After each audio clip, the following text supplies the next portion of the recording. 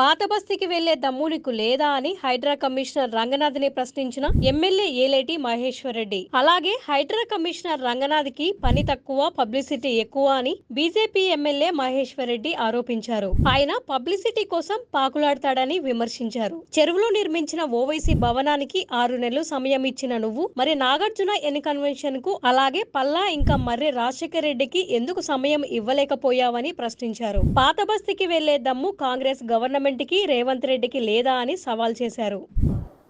మరి అక్కడికి మరి హైడ్రా కనబడతలేదా? కమిషనర్ గారు దృష్టికి రాలేదా?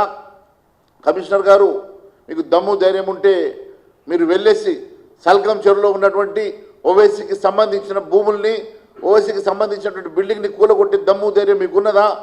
లేకుంటే మీకు అది కనబడకుంటే చెప్పండి, మీ వెంట నేను వస్తా, మీకు వెళ్ళి చూపిస్తా, వాటిని డిమాలిష్ చేసేటువంటి దమ్ము ధైర్యం మీకు ఉన్నదని అడుగుతున్నా.